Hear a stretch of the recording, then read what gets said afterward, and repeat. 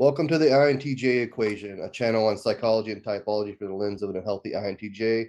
Today, I am joined by Jacques. Jacques is an INFP from South Africa who struggles with Tourette syndrome, ADHD, and OCD. Jacques, would you like to let the people know something else about you? Anything is patience is something I admire. I do have a tendency to require someone to be patient with me, to understand my own mental processes and why I do certain things that might come across as eccentric or weird in the context of a societal approach. But in hindsight, we need to understand the level of stigma that has already existed for centuries in our society. Also, is a key indication of pursuing the knowledge and understanding of your own challenges in life to understand how to compensate for them in the best possible way. Okay, so you just want people to realize and understand that you just kind of have some struggles and that you'd like people to be patient with you. Yes, and there's nothing to be afraid to challenge a societal view on the matter, Mm-hmm. because they might view your behavior being disruptive, but if they don't mitigate the equality to the equity in concept, it's difficult to adjust myself accordingly. Even though equity and equality both have a common link of equality, in the way it is implemented are completely different from one to the other. Okay, I understand. What are your experiences in general being an INFP throughout life? Honestly, being INFP, I only actually found it out through my own self-discovery journey in the last year and a half, 2 years. At the same time, before I even knew what it was, I always watched a lot of YouTube videos on mental health, and focusing on my own conditions. And I came across a video of an INTJ, so an INFJ. And when I watched what it was about, I the aspect of the information and perceive myself. This is how I view myself, but only to find out that I debunked my own perception by actually doing the personality test, to finding out that I am actually an INFP, and understanding why I had the initial perception of it, because even though the cognitive functions are very similar, yet it's the way it is utilized are completely different. It's actually the opposite of each other, which is actually very interesting, why certain types are natural to other types and why other types cannot gel or clash with an INFP. I think a common type is I think it's an INSJ that has challenges in the approach of functionality based on the function type. But I also think there is a common way to approach it by analyzing each type and draw from a positive conclusion from each type in a way that you can also apply to your own type without being forced to comply to it, but through your own personal experience and understanding of how their cognitive functions are working together.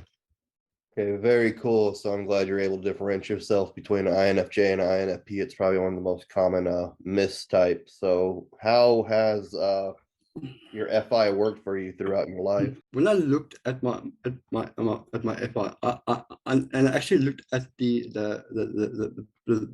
I think the detailed profile that explains every type of like your relationships and how you view things. It was the first time in my view that I actually saw an exact mirror of myself within the profile. And when I know something that I know for sure, but cannot explain why I know it, I find it sometimes that difficult to articulate it verbally or convey it to others to understand why I'm hypersensitive, why my emotions are so intense, why I feel the things I feel, and why I understand the way I understand, and why I do things to get certain things done in a certain way. It's very important to understand all those questions. But I also had a major revelation of not only understanding the whys, what, whens, and hows, but also in my own personal philosophy in psychology is approaching a situation from a what if approach. And when I tested that approach myself, I proved myself how wide our imagination and our mind can actually look at things from multiple angles, and the depth we can, and which is actually very interesting in psychology, because psychology is one of the, I would say, one of the areas of expertise that is so widely broad. It's so broad, because if you look at the DSM when it was first published, in terms of the amount of pages and conditions it had compared to today, it is prevalent how it evolved over time in various aspects. And even though I don't practice psychology myself, I'm a licensed practitioner, but I can only speak to my own, apply my understanding to my own experiences to understand how the human condition exists in society, and how morals and values fits into my view of life, and why there is things like social societies, for example, cults and secret societies that are often formed based on a certain belief or based on a certain way of operating. But also understanding the impact being within a cult, for example, can have on someone psychologically and emotionally, especially if they suffer from an executive function impairment, where they're unable to process and filter thoughts and emotions, that leads to interrupting people, or to responding in a behavior that is seen as being a rebel, even though understanding INFP functionality, I've read somewhere that INFPs were actually the first types to start rebel behavior, which actually is interesting in the larger picture of society, but also understanding that as much as materialistic values are perceived by the stereotypicals as important. I do believe that individualistic approaches and fundamentals and spirituality within oneself are far more important than something that is tangible or we can't take with you when you die one day. Yeah, I could definitely relate to like introverted functions. I think it is a struggle for a lot of people to kind of conceptualize what they feel or what they intuit or think into words at times. So I can definitely relate to that. How about your NE parent? How's that worked for you throughout life? If I'm correct, um, approaching it from past experiences, I can clearly see the difference where approaching in life in the past without understanding who I was or what I was within society versus understanding myself and the concept of the INFP type and inferior type. It's something that you can only grow to understand and appreciate if you allow yourself to approach things, make mistakes, but also use it to learn from your own mistakes. And that way you can mitigate your next event or situation you'll face and try something different without tampering with the syntax of the type of the actual type without manipulating it through a social equation, for example. So I think we got a little off topic here. And extroverted intuitions about seeing like future outside possibilities is not so much as a past focused thing as it is with your SI, which is pretty much on the same spectrum basically. How do you anticipate like possibilities that are coming in? I actually misunderstood what you were asking. Possible opportunities from an outside perspective, I used to find extremely challenging throughout life. But I also knew from a very young age that there's something about myself that I knew was different, but I couldn't explain it. I didn't understand it.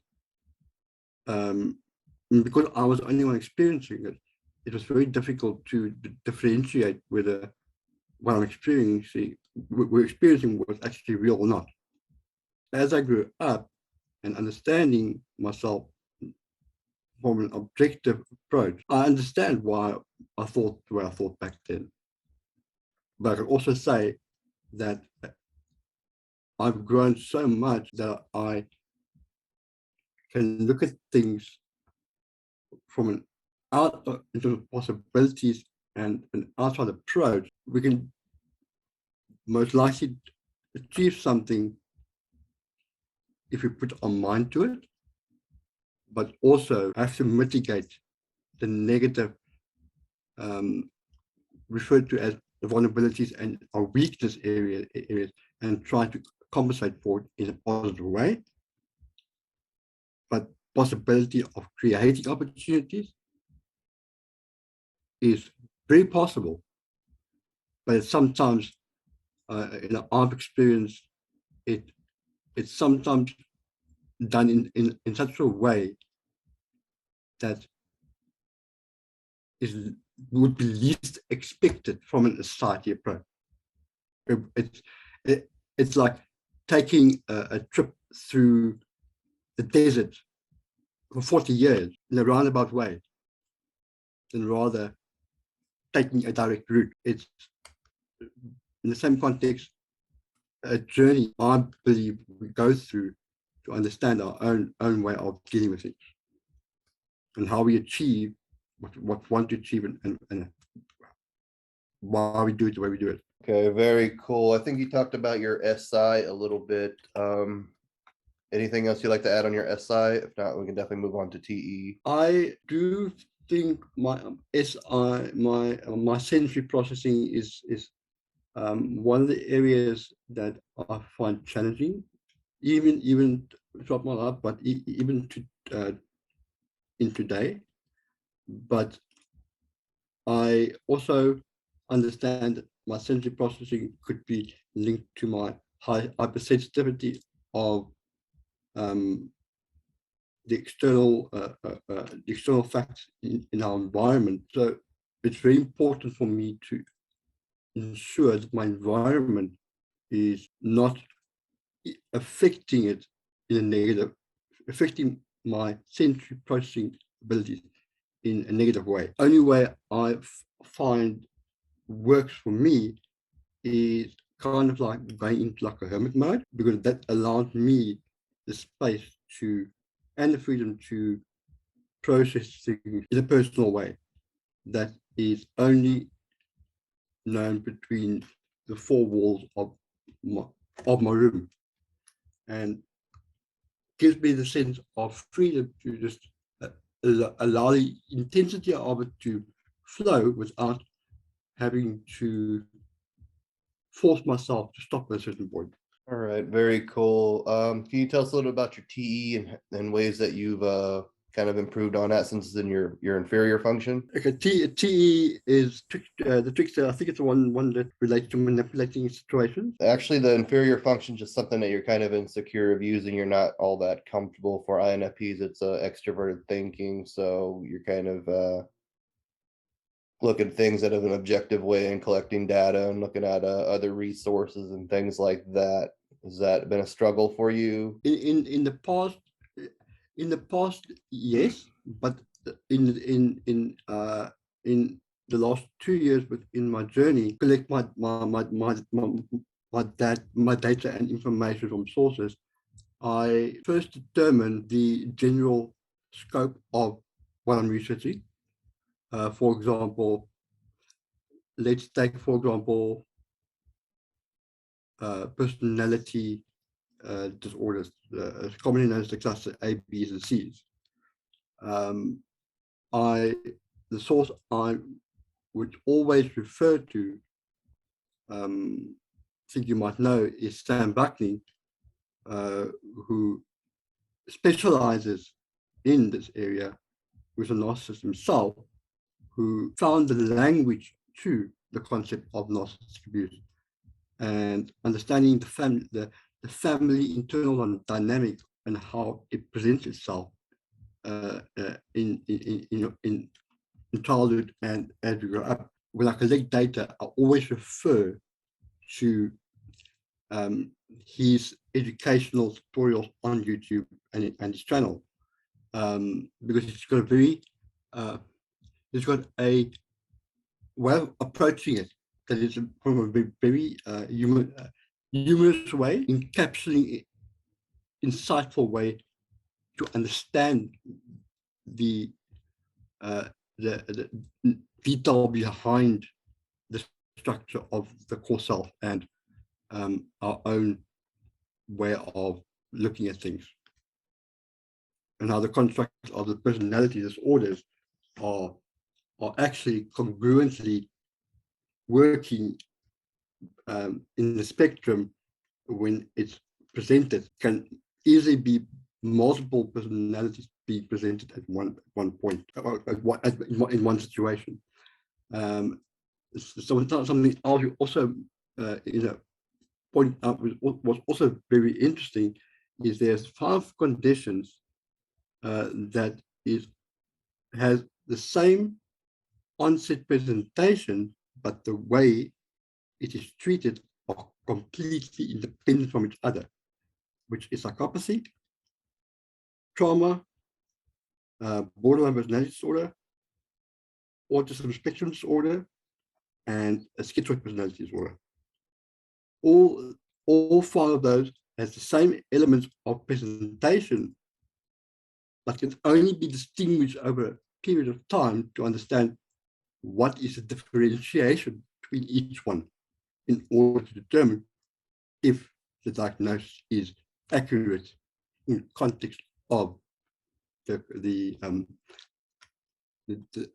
DSM requirements to fit the criteria.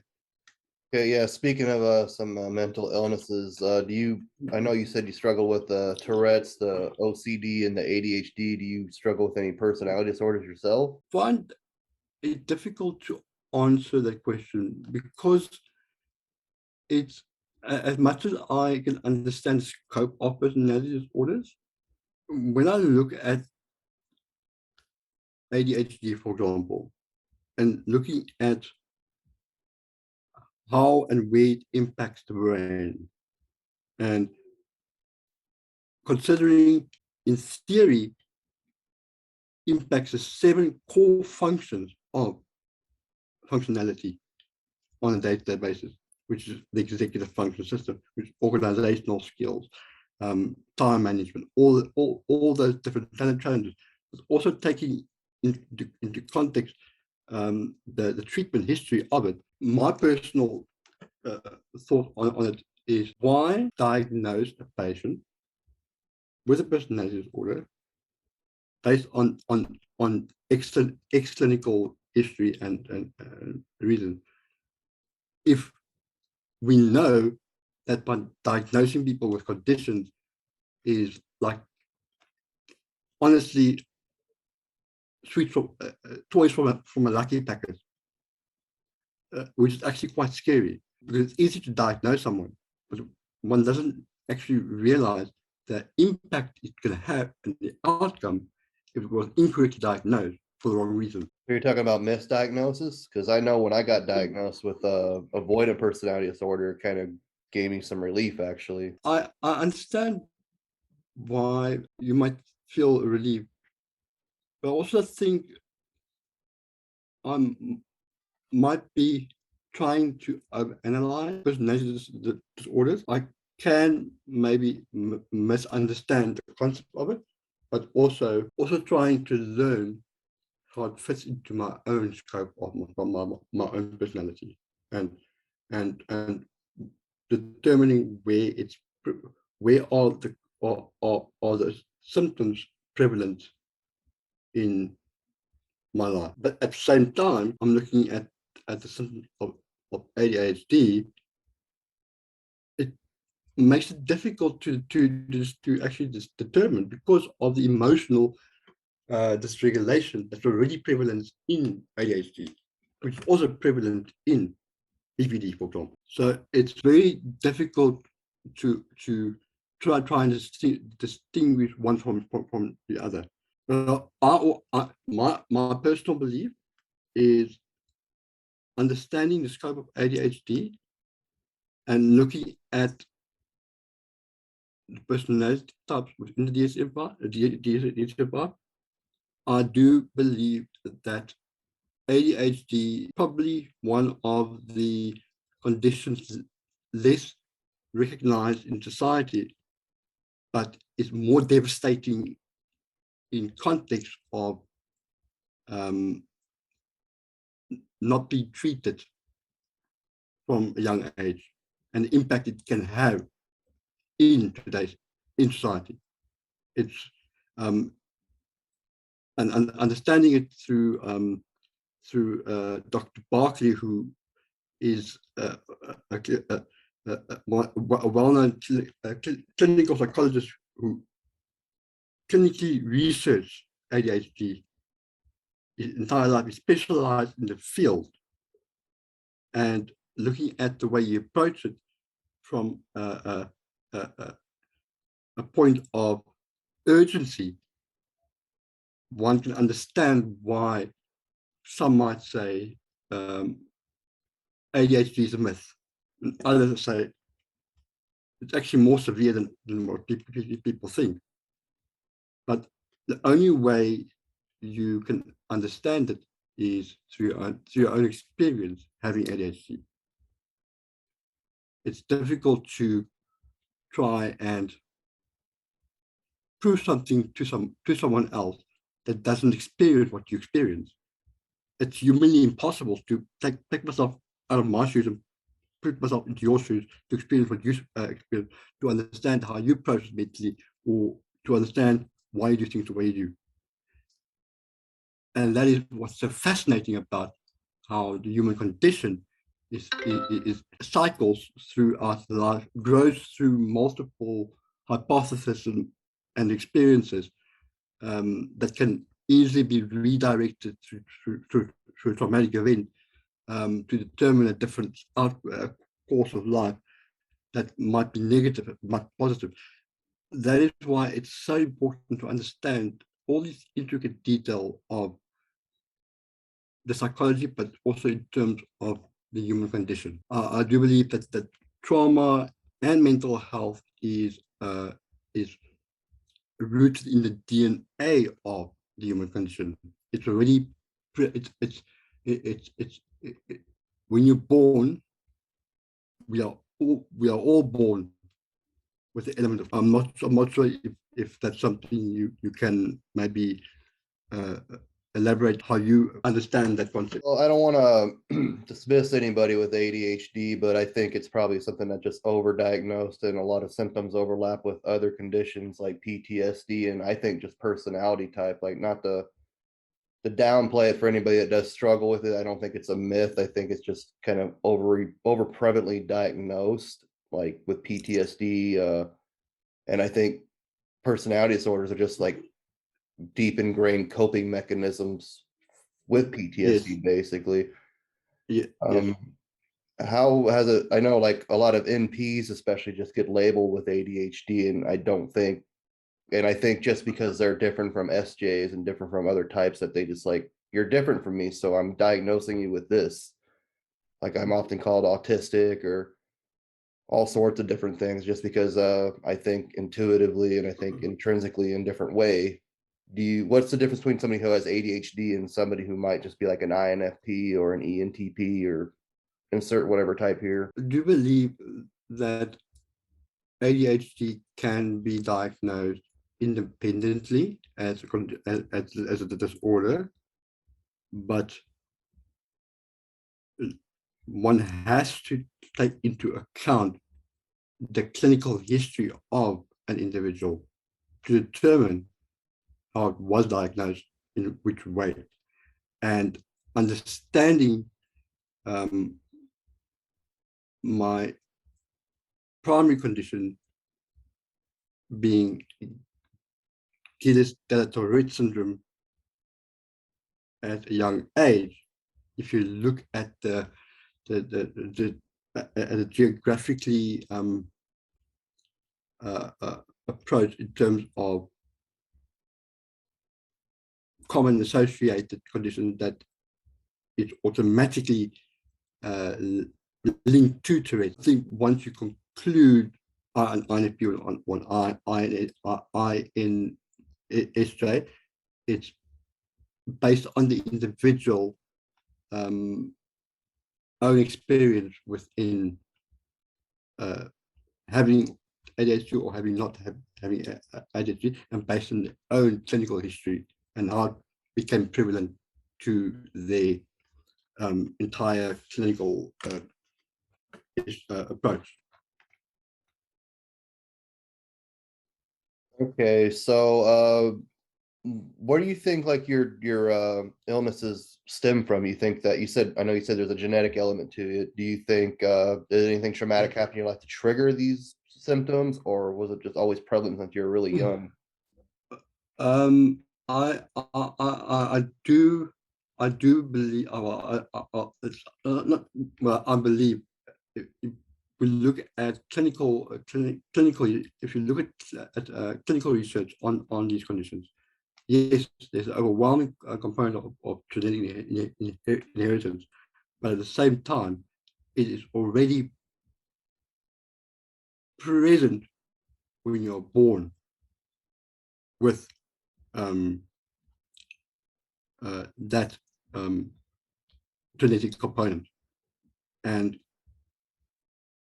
looking at how it is impacted through external factors and mitigating your treatment history of the condition, it's very difficult to look at each condition within one scope of the condition without looking at A and B in the same context.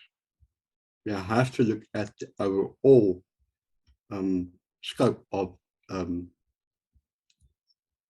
the diagnosis, presentation, and how it was initiated throughout childhood, and understanding how it impacts the brain and the wiring of the brain in certain areas. It's reasonable to conclude through clinical evidence that the way it is impacted in the brain in the areas makes sense why someone would say that people with TS are commonly associated with ADHD and OCD because of the snowball effect impact it has on the brain in those areas. So you don't think anything like, I know you think that people are kind of just born with it, and do you think something adverse that happens in your life triggers it, or do you think like some people are just born with it? I do believe that stresses in external factors do play a very intricate role in experiencing symptoms and trauma, and also understanding that trauma is commonly associated to ADHD. It's also equally understanding why ADHD is so prone to gaslighting, why ADHD is prone to experience certain traumas in a certain way. Approaches from an individualistic approach based on their own experiences. It's difficult to try and challenge it from a generalized perspective, because it does bring an element of discrimination to it. Understanding the way equality and equity has the same context of equality, but implemented differently in the scope of how it's applied. So we must be mindful of each person's experience through their own clinical history and diagnosis. And important to understand that from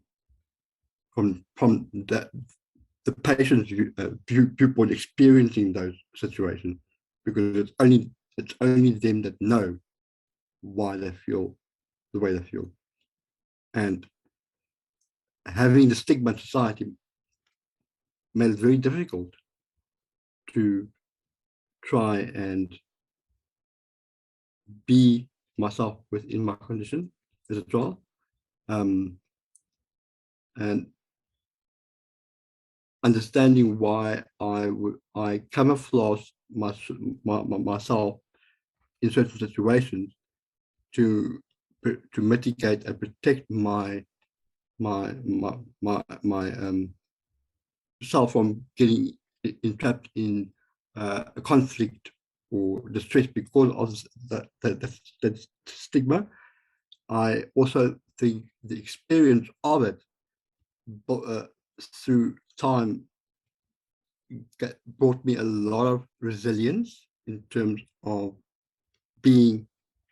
knowing what I can achieve and being resilient by it. That is actually beyond my own understanding.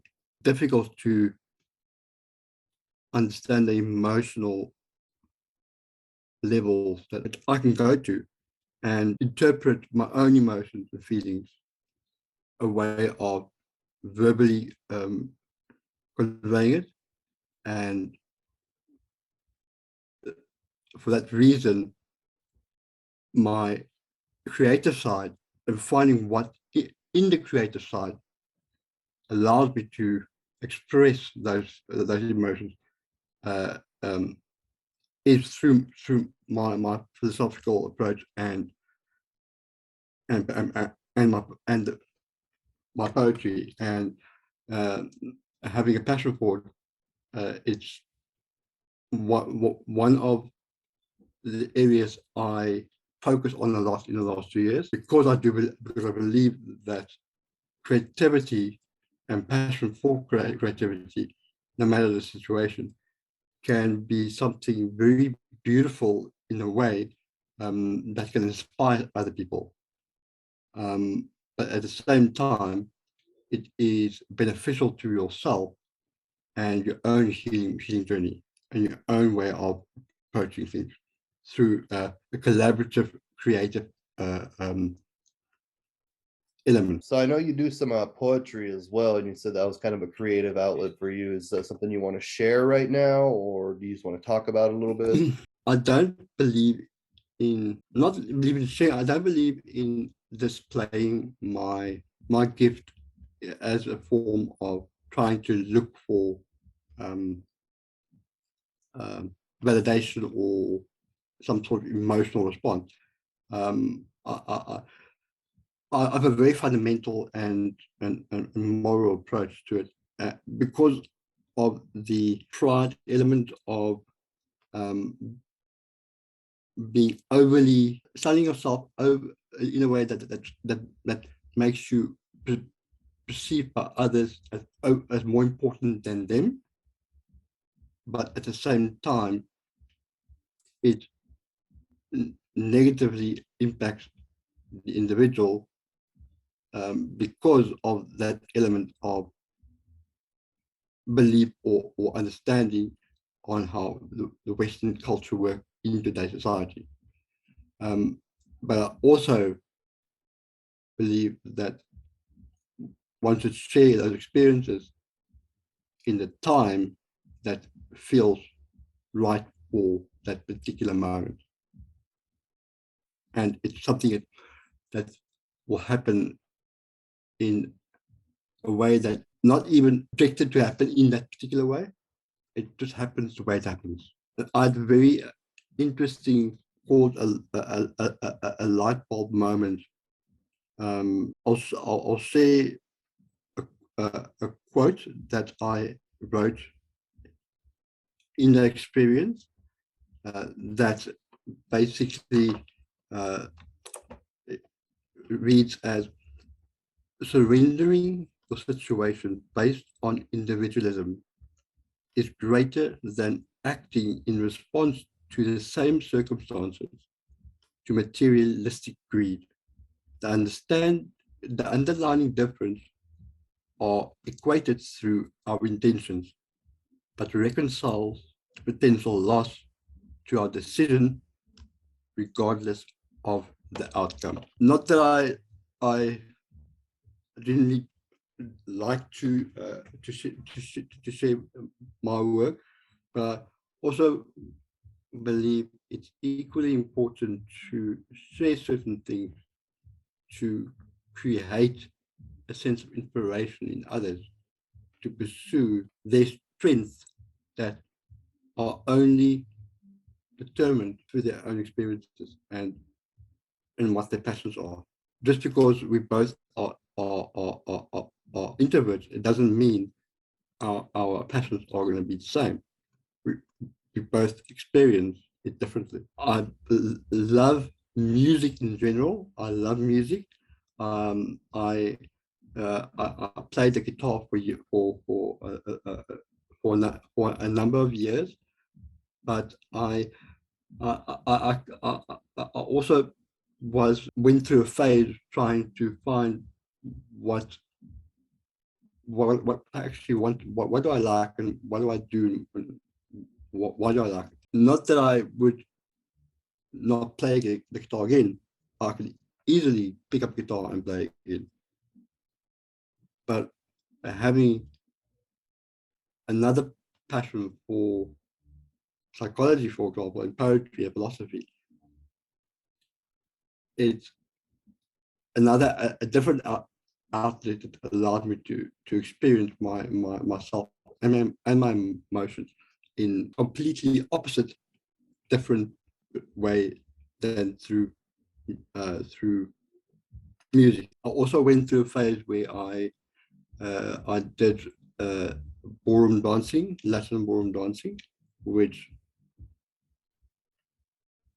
also can only speak from experience that it's another creative way that I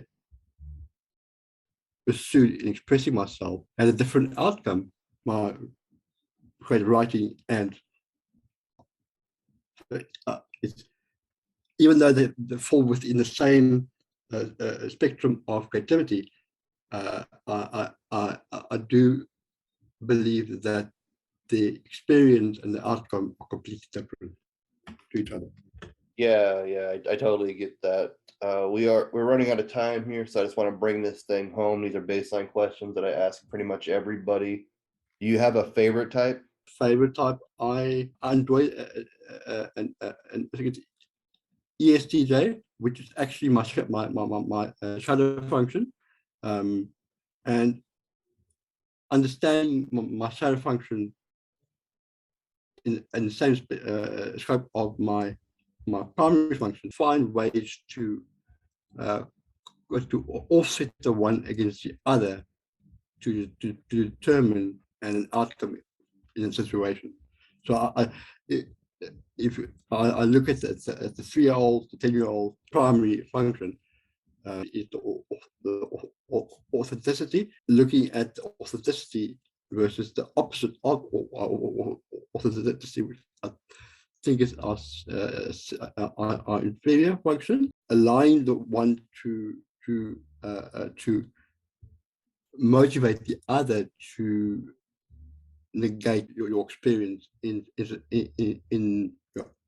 life. It's very important to work on those areas that are weak, but it's also important to utilize areas that is strong within your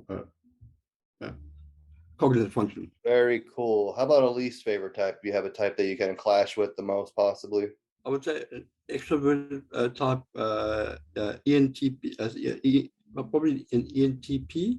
I also think that there is a dynamic, or when we look at cognitive function and neuroscience and looking at the collective picture of all those areas, I do think that there is an element can determine certain types to have a link to a genetic component that is present within the brain at the time, and that's something that's actually being studied in research.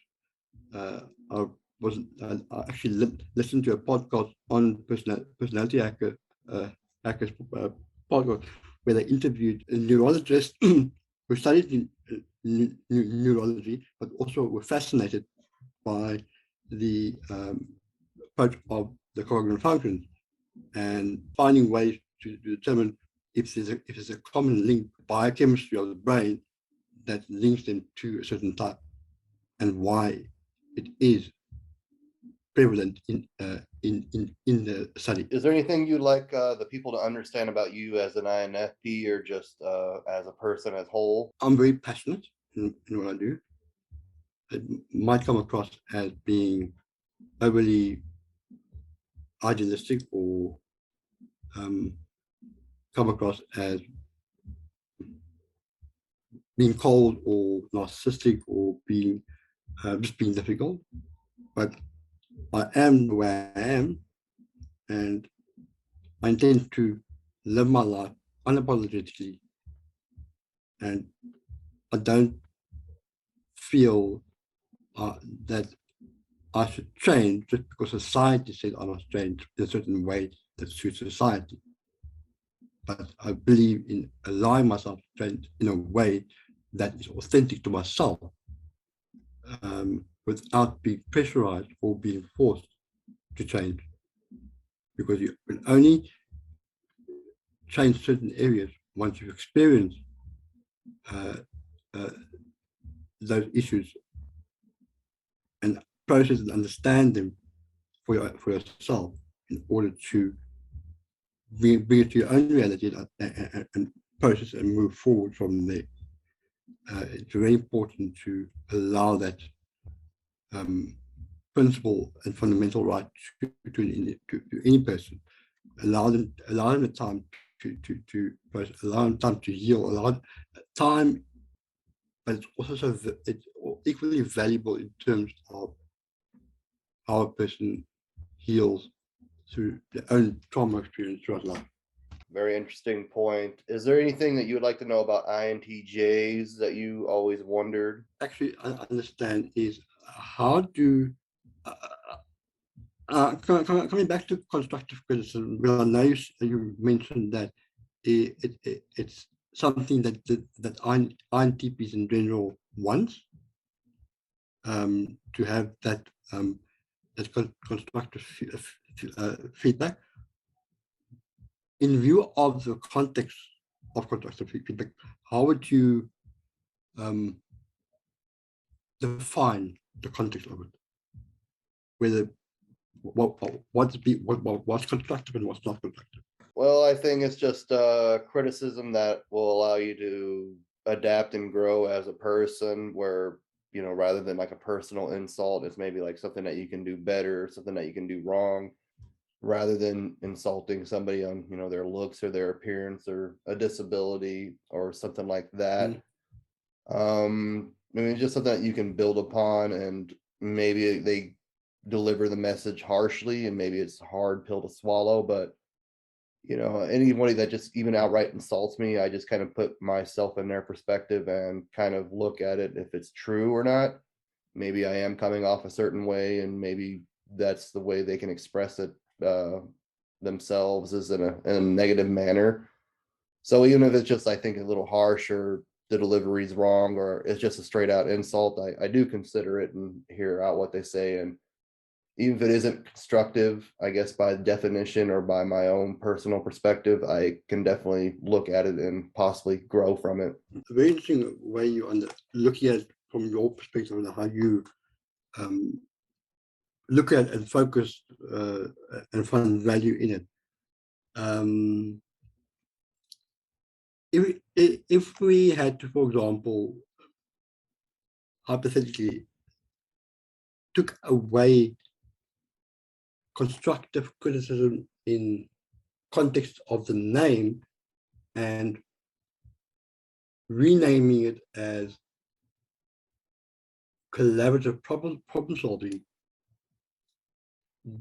do you think that there will be more acceptance in terms of self-development based on the name change, but the structure and how it's looked at is still the same? It's taking away the stigma around constructive criticism in society, creatively changing the name to collaborative problem solving, equate for that stigma. So what you're saying is taking constructive criticism and call it collaborative problem solving, and how Yes, it would take away the stigma, you think? yes, yes. I'm not sure if it would make a difference. I think people will still take it, the person who's receiving the criticism or the problem solving advice, or however you want to phrase it, would probably take it the wrong way and don't want to grow upon it. I think a lot of people don't want to hear the truth, or at least, somebody's perspective of the truth about them, and I think they take an emotional response to it. I'm not a big fan of renaming things or rephrasing things, like, like like saying somebody's retarded or mental retardation was just a medical term back in the day, and trying to rephrase it to something else, I don't really see the point in it. Maybe it's just something that I'm missing personally, but um yeah, I don't know if it would really be helpful. I didn't know there was really a stigma with constructive criticism, but maybe there is in a way. It's looking not only at the term or the phrase, but looking at the historical of how it's used, and understanding gaslighting, and how easy it can something like constructive criticism can be used as a tool to enable gaslighting and make it appear to be right from their own perspective, but actually is wrong. on a moral fundamental principle. For example, what determines right from wrong, but the answer is neither in the right or the wrong of the question. So what you're saying is someone's own moral standpoint about the criticism could be wrong in their eyes. Is that what you're trying to get at? Yes and no. It's looking at both circumstances, societal views, how things are perceived in society that is perceived differently from someone like an INFP, more based on moral values and societal demands. Somebody getting constructive criticism rather than like the whole collective group idea of whatever they're being criticized on. Like it's just a very individual standpoint, is what you're saying. It could easily create a biased context. Any source that have the right intentions, comparing what they say versus their action, and finding the indifferences in those two elements was making a statement of some sort. It's you have to lead through your own example. You have to treat people the way you want. If you have high value of self-worth in your inner self, you will value other people in the same aspect, given that both individuals respect each other's boundaries in terms of the values. So I'm just trying to get what you're saying. So somebody delivering a constructive criticism where, like you said, like an ENTP, for example, is one of the types that trigger you the most. They a lot of times they value what they feel the truth is. So they would want to hear something truthful, possibly. So there's like a moral dilemma saying like an INFP would have kind of like somebody to break it to him gently, where an ENFP or an INTJ just would like me to, like, if someone were to criticize me, I would just like them to be straight to the point and blunt and just tell me, even if it's going to hurt my feelings, possibly, I would rather just hear it. So you would like consider like, okay, I'm going to take this, give this feedback to an INFP, so I need to do it more gently. Is kind of Not necessarily gently. Understanding our lead in our cognitive function being authenticity and our and a lot that we do and how we do it is based on how we feel to be congruent to our core values. I think that it would be the first fundamental baseline to relay something that might not realistically be offensive, but because of the emotional way of feeling certain things and the way it's approached by other individuals to this person can equally be seen as harsh or discrimination, or in a way that is in view of that person's emotional state. So it's kind of like weighing up moral values and understanding each other for who they are and allowing them to be themselves in their own individuality. If you rather lead by example, verbalizing something is often more powerful. Taking a silent approach through your actions can speak volumes in general society of what you believe is right and what you believe is wrong. Yeah, I think I get what you're getting at. I think it does. I think people handle criticism in a very individual basis, and I think if you have the benefit of knowing the person, you should definitely consider what message you're going to convey and how it's going to come off to them, if it's going to be beneficial or not. Something that I believe should only be used if you've known a person for I would say at least two years, or year, 2 years, because that gives you to draw information and looking at what the standard behavioral traits are versus something that is not congruent to the standard behavior that might have an element of, call it, deception, concern, their life. It's very important to distinguish that before stating something. For example, if I have to make a hypothetical an example, if I had to say to someone, looking at it from a space of, you've only met me one day, so what right or grounds do you have to make such a statement? Where do you conclude your reasoning from, versus taking that statement over a 2-year period of knowing a person, then making it maybe be accepted in a more positive way, because you have learned to build trust, and having trust and reliability and loyalty over a period of time makes the learning experience an easier way to.